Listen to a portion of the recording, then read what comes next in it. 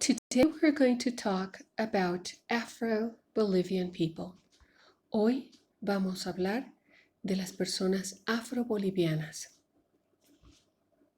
They were brought here in 1545.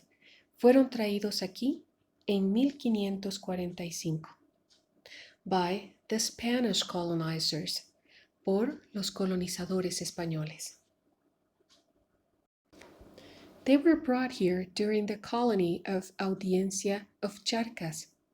Fueron traídos aquí durante la colonia de la Audiencia de Charcas, which was the name of Bolivia by that time, que era el nombre de Bolivia en ese tiempo, which was dependent of the Viceroyalty of Peru, que dependía del Virreinato del Perú, of the Spanish crown, de la corona española. They were brought here to work in the mines. Habían sido traídos para trabajar en las minas. Because the native people of Bolivia were dying working here. Porque las personas nativas indígenas de Bolivia estaban muriendo trabajando aquí. So they asked for permission to bring slaves, African slaves, to work here. Por lo que pidieron permiso para traer esclavos africanos para trabajar aquí. So they brought them here.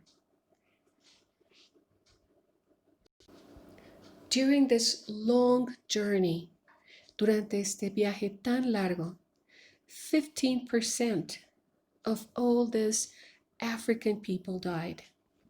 En todo este viaje para venir a Bolivia, el 15% de estas personas africanas murieron en el camino. So they were considered very expensive. Así que eran considerados muy caros to bring them here, para traerlos aquí. But they were not considered much more than cattle, pero no eran considerados más que ganado.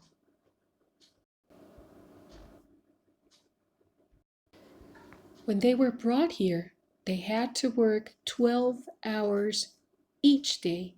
Cuando fueron traídos aquí, tuvieron que trabajar 12 horas cada día dentro de la mina. During 4 months, durante 4 meses, without coming out of the mine, sin salir de la mina.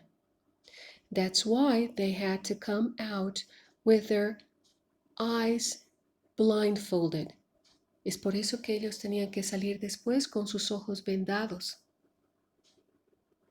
If they were not killed inside the mine because of accidents or because they had to inhale toxic gases, si es que ellos aún seguían con vida y no habían muerto dentro de la mina por accidentes o por haber inhalado gases tóxicos.